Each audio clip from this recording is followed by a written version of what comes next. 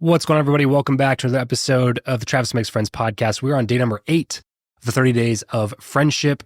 And so far, if you've been following along, we've been talking all about your relationship with yourself and how it bleeds into your relationship with other people. And that really it's the foundation of happiness is having a good relationship with you. And so far in the last few days, we've talked about self-awareness. We've talked about self-discipline, self-care, self-confidence. Today is all about self-improvement.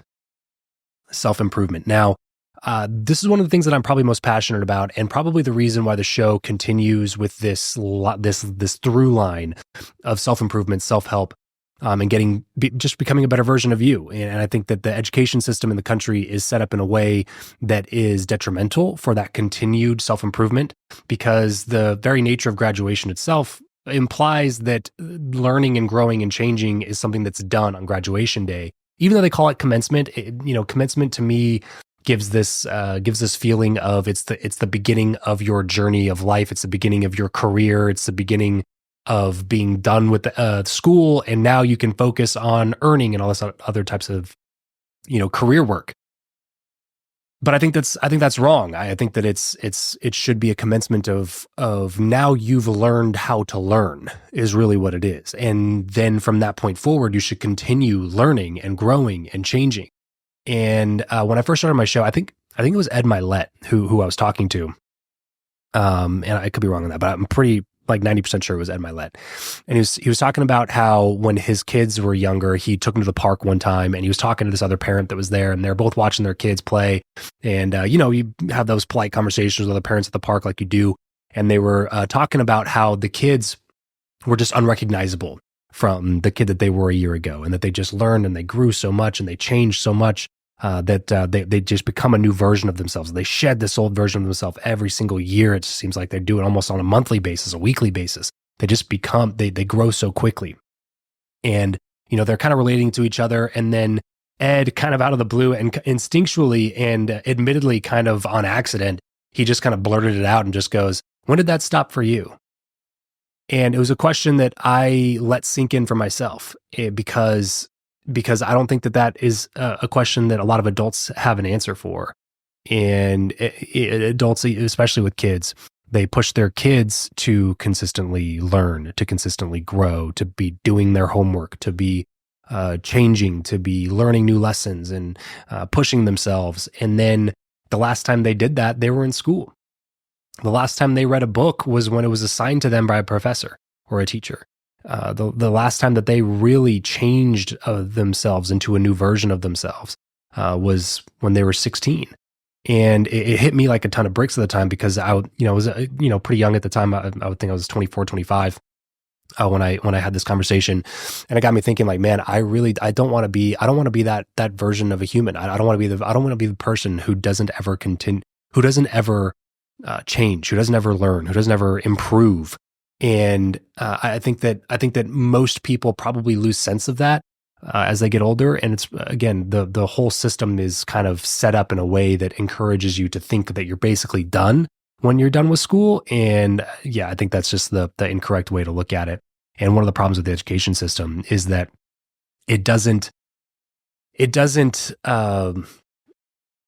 reach every version of learning. So those who excel in the school setting might continue to excel in learning and might go into higher levels of academia, or if they don't, even if they go into a different career path, they tend to continue learning because they were rewarded for the type of learning that was rewarded within the education system. There's so many other types of learning, and there's so many other ways to learn. There's so many other subjects to learn. And maybe you were somebody who was dinged a lot in school. Maybe you didn't get good grades. Maybe you weren't on the honor roll, and maybe you got penalized for those things by teachers, by parents, by other students, and you were almost felt marginalized in those cases because you didn't excel in that particular environment. And so now you've associated learning with negative feelings, with negative emotions, and now you're opposed to learning new things because you just think that you're not good at it. And I think, again, some of those things are some of the downfalls of the education system, but it is now, it is what it is. It happened. Now what is kind of the frame that you have to look at it with. and then set a plan for yourself to continue improving yourself, because it is never anybody else's responsibility to improve yourself other than yours. And I think most people, or many people at least, tend to engage in the idea of societal improvement without focusing on self-improvement, without focusing on personal improvement.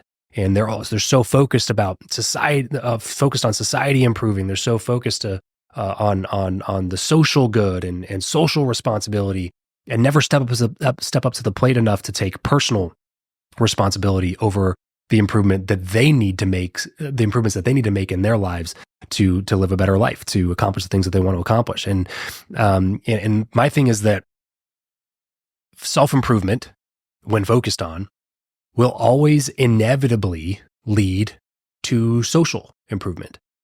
If you make an impact on yourself, it will have an impact on your social environment, on the society around you. And the more you improve yourself, the more impact that you can have on a greater scale, on a grander scale, on a larger group of people, which can have a huge societal impact. And the most obvious example I could think of in this context would be Elon Musk. Now, I understand that that's a politically charged thing to say nowadays, but I'm not even talking about his political stance at all. I'm not talking about the election or any of those things. I'm just talking about Elon as a whole. Most people, including me, if they built and sold PayPal to eBay when they were 29 years old and exited with a net worth of 9 figures, I mean, I want to say it was over $100 million that Elon made in the PayPal deal when they sold to eBay. At 29, 100 million in the bank, most people are parking that cash, they're making some angel investments, and they're chilling.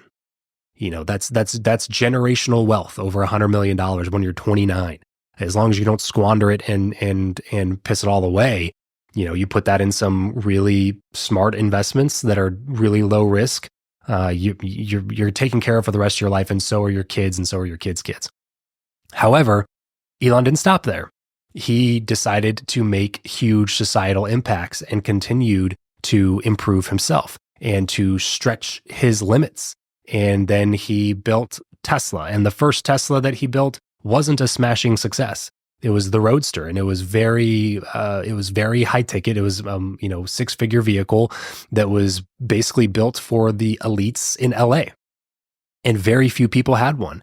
And it took him years to get manufacturing supply chain up to be able to build the Model S, which was still a 6-figure vehicle, but then started to eventually make its way a little bit more mainstream, and then came up with the X, and then came up with the 3, and then came up with the Y, and now Tesla is what it is today. But what a lot of people don't know is that both Tesla and SpaceX were actually about to go bankrupt back in 2007-ish, I believe, 2008, around the financial crisis. And Elon took money from his own personal bank account, his own personal net worth, to plow into both of those companies. So he risked personal bankruptcy after being worth 9 figures to keep both of these companies alive, instead of doing what most people would have done, which is the quote unquote prudent decision, which was just pouring the capital into one of those ventures and letting one of them die. But instead, he took his own personal capital and put it into both of the companies, kept them both alive. And now SpaceX has done something incredible. That regardless of which side of the political aisle you're on, you can't help but respect the ingenuity and the innovation that SpaceX has been able to achieve now. And then for Tesla to be able to literally shift the entire economy to go from gas cars to electric vehicles. Tesla single-handedly changed the landscape of that. Before Tesla, the best model of a green energy vehicle was the Prius. It was not cool to have a Prius. Now all of a sudden, with the Cybertruck and the Model S and how fast they are, and like he changed the entire landscape of vehicle production to move from gasoline engines to electric engines. And my point is that he in a moment of the pinnacle of what somebody's career would be, which is selling PayPal at 29 years old, he didn't just stop there. He continued to improve himself and challenge himself, put himself in positions where he was almost bankrupt just so he could get these huge ideas for change for society out into the world. And it's benefited him greatly, and it's benefited society at large greatly. And again, this is not a political statement. I'm not, coming out to say that, oh, he made societal gains for a political campaign, although that's true for his particular viewpoint.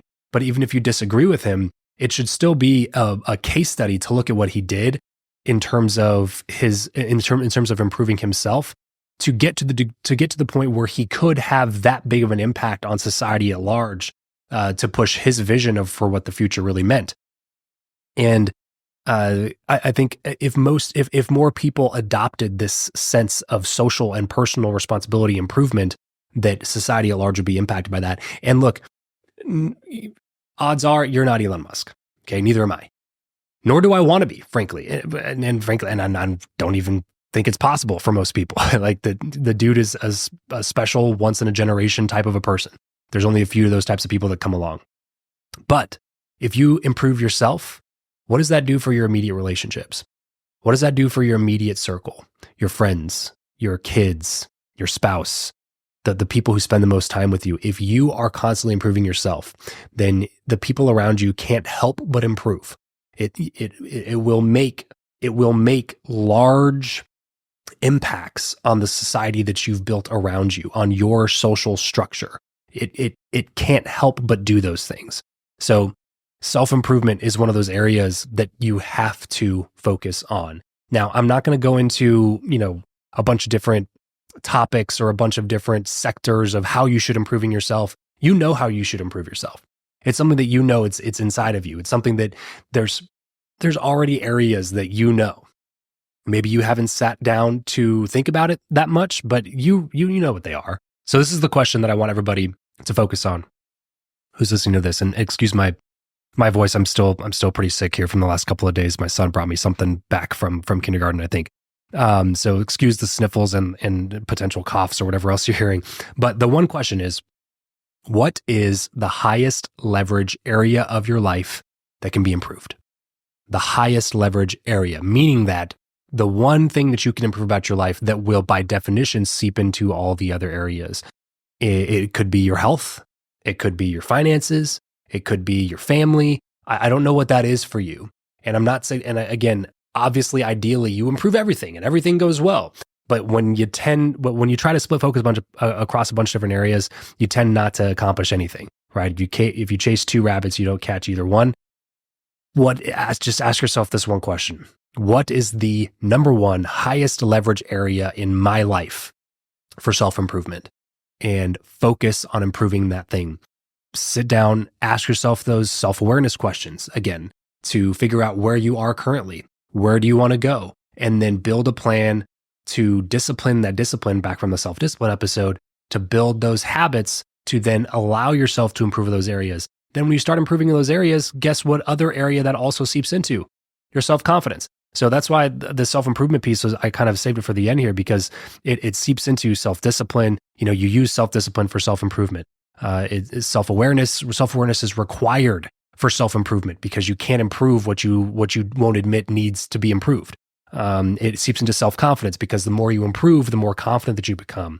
It seeps into self-care because self-improvement is a form of self-care. The more you improve yourself, the more you're proving to yourself that you care about who you are, about how you show up in the world, about how others perceive or how others perceive how you show up in the world. So self-improvement is one of those areas that I think is highly neglected because as soon as we graduate from school, we tend to just throw it on other people. We tend to throw the burden, the responsibility on the government, on our relationships, the people that are closest to us, that they should be the ones that are making your life better. And ultimately, it's never, ever, ever going to have the same impact as you can have on each individual area of your life. So ask yourself that question. What is the one area, the highest leverage area that I can improve on in order to make my life overall better? And if you put in a plan to do those things and discipline yourself to start improving those things, you will start noticing a difference in your life and the lives of the people around you. So self-improvement, how can you improve yourself in the coming months in the new year? That is the topic for today. That's day eight of 30 Days of Friendship. We're almost a third of the way through the month of November already, which is crazy. So take some time. And by the way, we're wrapping up all the talk about this, the relationship with self. So if you haven't listened to the past episodes, go listen to those ones. I think it's really, really, really important. It's the foundation. It's the bedrock. If you don't have a good relationship with yourself, you're skipping the foundation to happiness, and you are limiting yourself in terms of the abundance of love that you can have in your relationships with other people. So build that better relationship with yourself, improve yourself. Remember to leave every relationship better than you found it. If you're not subscribed to the show, please subscribe on YouTube or leave a rating review on Apple Podcasts, rating on Spotify. It truly, truly does help us out. Thank you so much for tuning in to this episode. We'll catch you on the next one. Peace.